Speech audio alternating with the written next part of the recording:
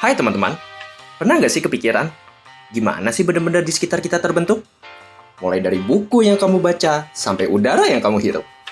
Semuanya tersusun dari partikel yang super kecil, yang namanya atom. Nah, dari dulu sampai sekarang, manusia terus belajar tentang atom. Dan hasilnya, kita bisa menciptakan teknologi keren seperti nanoteknologi. Yuk, kita bahas gimana sih atom ini bisa bikin hidup kita makin canggih?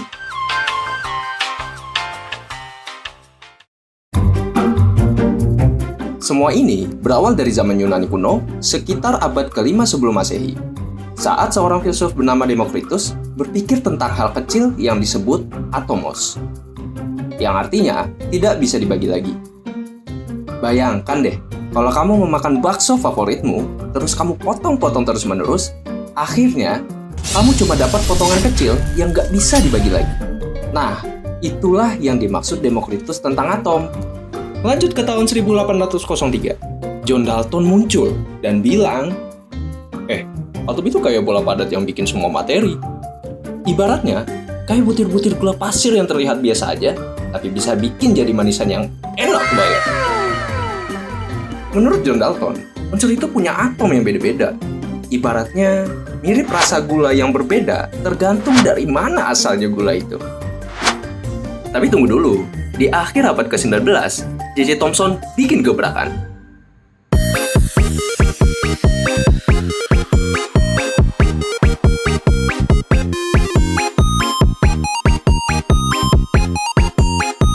Sebentar, J.J. Thomson yang dimaksud bukan jedak-jeduk, tapi Joseph John Thomson. dia menemukan partikel kecil yang disebut elektron yang ternyata bermuatan negatif.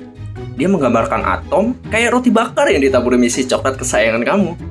Elektron-elektron itu kayak coklat yang tersebar di roti, bikin setiap gigitannya punya rasa yang unik. Setelah itu, Ernest Rutherford muncul dan bilang, "Guys, banyak ruang kosong di dalam atom." Alasan dia bilang seperti itu karena eksperimen sinar alfa yang dilakukan. Dia menemukan bahwa atom itu lebih mirip sebuah stadion dengan penonton. Bayangkan sebuah stadion yang penuh dengan orang, tapi di tengahnya ada lapangan hijau yang luas. Ini menunjukkan bahwa sebagian besar ruang di dalam atom itu kosong, dan yang ada di dalamnya itu sebenarnya cuma sedikit partikel padat.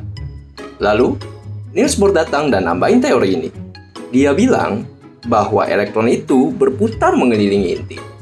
Mirip dengan planet-planet yang muter di sekitar matahari, kayak tata surya kita. Bayangkan aja, matahari adalah sebuah inti atom, dan planet-planet di sekitar matahari adalah elektron-elektron yang selalu bergerak di jalur tertentu mengelilingi matahari yang ada di tengah. Tapi, kita nggak berhenti di situ. Sekarang, teori atom modern bilang bahwa elektron itu nggak berputar di jalur pasti, melainkan ada di awan probabilitas. Jadi, elektron bisa ada di mana aja di dalam awan ini, kayak uap panas di sekitar kue putu, tapi tetap terasa pengaruhnya.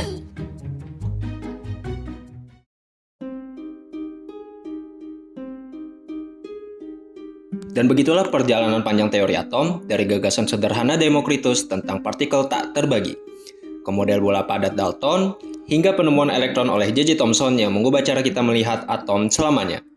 Lalu, Rutherford datang dengan eksperimen emasnya membuktikan bahwa atom punya inti kecil tapi padat, sebelum akhirnya Niels Bohr menyempurnakan dengan orbit elektron seperti planet mengelilingi matahari. Semua ini membuktikan bahwa ilmu pengetahuan adalah perjalanan tanpa henti, selalu berkembang seiring berjalannya waktu dan penemuan baru. Jadi, siapa tahu, mungkin di masa depan teori ini akan terus berubah. Ilmu pengetahuan selalu membuka ruang untuk hal-hal baru, kan? Terima kasih sudah menonton, sampai jumpa di pembahasan menarik berikutnya.